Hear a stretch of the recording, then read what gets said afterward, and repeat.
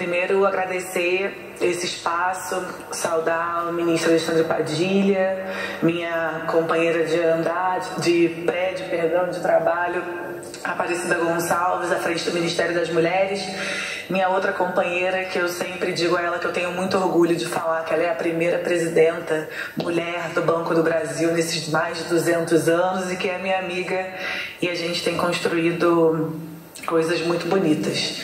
Dizer para vocês que hoje, em especial, nesse dia, que bom que calhou de estar certo nesse dia 27, com pessoas aqui, diversas pessoas a essa mesa com as quais eu já sentei, já conversei durante o ano.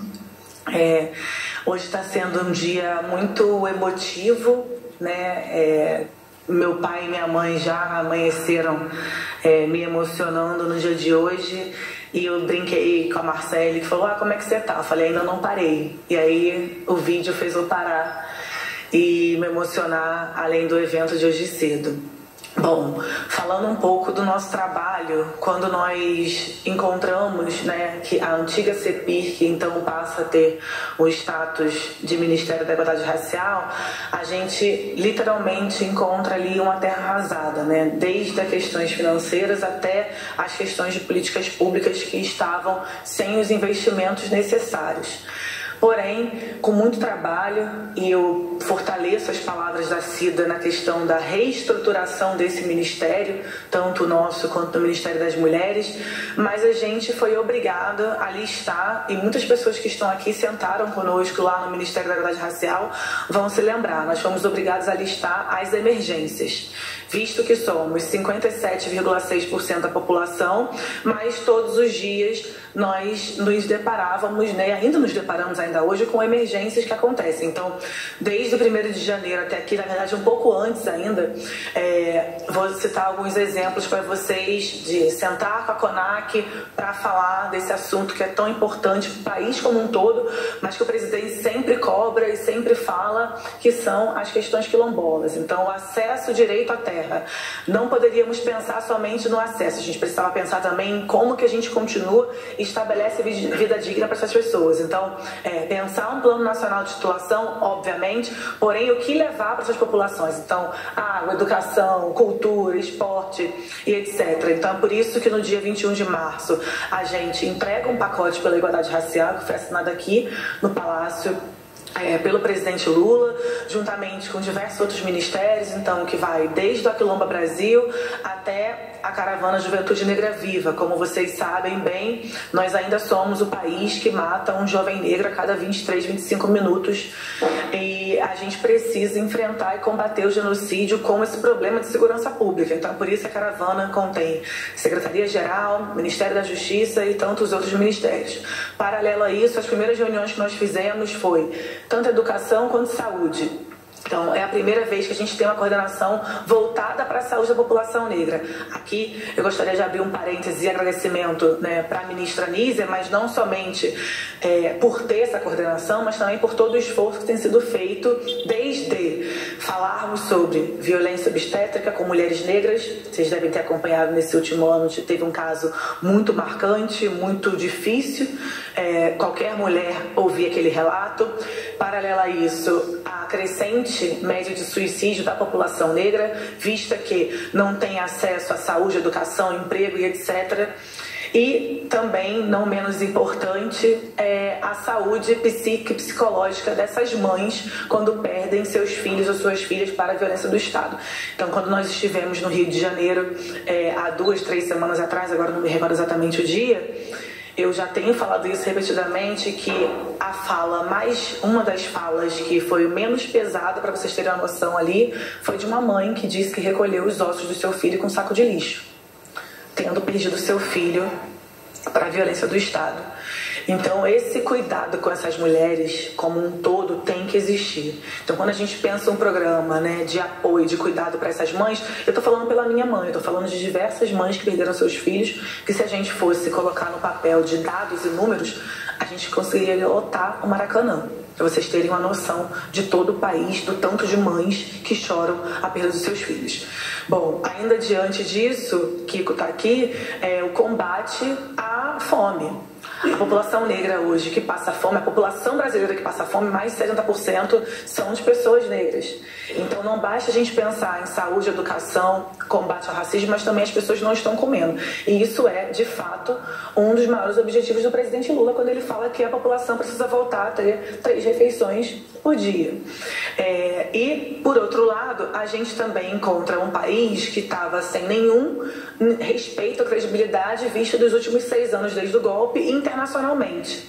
E aí calha, né, de acontecer, de eu estar à frente dessa pasta, onde eu já vinha fazendo um trabalho muito parecido com o que hoje a gente faz, mas obviamente não a nível de administração pública federal, que é levar o respeito e falar sobre violência política e a questão racial fora do país. Então a gente se posiciona contra o caso do Vini Júnior, a gente atende mulheres lá em Portugal, na Espanha, inclusive com a presença da Janja, para debater sobre tudo que essas mulheres têm enfrentado.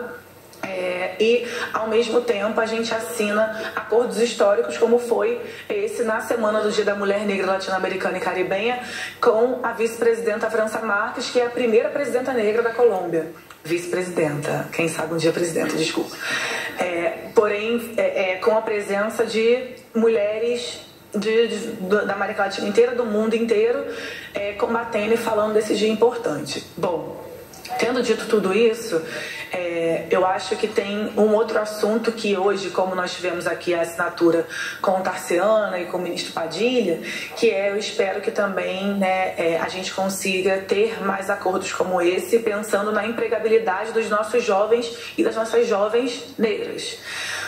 Porque não adianta a gente pensar em como chegar, mas não pensar em como nós fazemos para permanecer ou fazer com que essas pessoas permaneçam nesses lugares. A gente está enfrentando dados e exemplos nesse país muito críticos, porém, com o presidente agora e com o governo federal que está enfrentando de frente e, ao mesmo tempo, criando condições concretas para que essas coisas saiam do papel. Eu fiquei muito feliz, né, Vitor, da gente se reencontrar e falar, olha, o intercâmbio a gente vai fazer, a bolsa de estudo a gente vai fazer. Então, tem diversas empresas aqui que a gente já tem trabalhado e o Banco do Brasil tem sido esse parceiro, aqui na pessoa da Tarci, dessa valorização e dessa ressignificação, mas também da gente conseguir tirar do papel. Bom, eu estava listando algumas coisas importantes do que nós já fizemos. Obviamente tem muitas outras coisas e eu não podia deixar de falar de 2 programas e dos lançamentos recentes de julho. Então, nós estávamos na Bahia, inclusive a secretária Marcia Lima está aqui, estávamos lá com o Ronaldo, com a Ieda, do Abre Caminhos para o combate ao racismo religioso, né? Então nós estamos rodando o país inteiro para ouvir essas lideranças. Por outro lado, nós lançamos agora também recentemente a bolsa de estudos de pós-doutorado sanduíche, doutorado Atlânticas, com parcerias, né, com diversos outros ministérios também, mas num total de quase 8 milhões para mulheres negras, ciganas e quilombolas. Acho que uma bolsa nunca antes sido feita. Aproveito aqui a Márcia e a Ana para agradecer. E na segunda-feira, para fechar o Julho das Pretas, a gente vai estar no Maranhão também, com os caminhos americanos. Então tem sido assim um trabalho incansável, porém um trabalho muito gratificante. A gente poder pensar na garantia da melhoria de vida digna para a população negra, principalmente quando a gente tem dados, como muito bem disse a ministra Cida Gonçalves, né? As mulheres negras, elas seguem sendo subrepresentadas e sobrerepresentadas. Quando a gente fala do subrepresentadas, a gente vê ali as mulheres totalmente fora dos espaços de decisão, espaços de protagonismos, onde historicamente deveríamos estar, porém sobre-representada nas violências, na falta de acesso à educação, à saúde, e não menos importante também de tocar nesse assunto que hoje de manhã nós estávamos juntas, eu, Cida, Janja, Esther, com o ministro da CGU e da AGU também, hoje ministro, perdão, da violência política.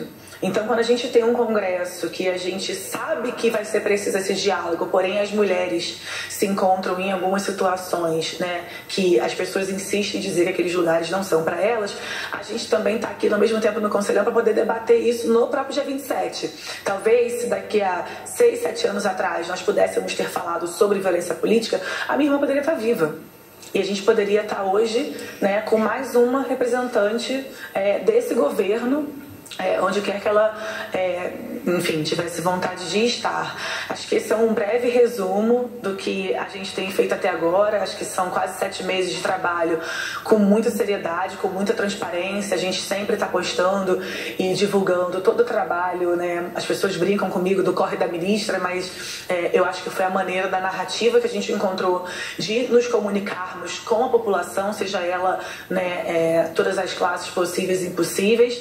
E finalizar dizendo para vocês que o Ministério da Igualdade Racial, toda a nossa gestão está cada vez mais à disposição, né? Que a gente segue fazendo um trabalho com muita seriedade, mas também entendendo os desafios, né, que nos são apresentados, e dizer que esse espaço, tanto aqui quanto lá, nós estamos com as portas abertas para que a gente possa construir cada vez mais. E como diz o presidente Lula, agora a gente tem apenas 3 anos e alguns meses e a gente tem que correr contra o tempo, principalmente por sermos a maioria da população. Acho que tem muita coisa para entregar ainda até o final do ano, e eu sou muito feliz e grata por estar aqui ao lado de pessoas tão competentes que têm segurado a minha mão nesses meses de desafio, difíceis, mas que a gente segue firme, que a gente segue com a certeza de que temos uma missão na mão, para além dessa retomada da democracia, para além, né, do nosso líder maior, do nosso chefe, que está sempre ali entendendo, sabendo e nos impulsionando, dizendo que podem contar conosco, que estaremos aqui à frente. E vou pedir desculpa também, porque eu tenho um voo às 5h15 da tarde e vou precisar me retirar, mas queria deixar essas minhas palavras antes de sair. Pedir desculpa também, amiga, por sair antes da sua fala.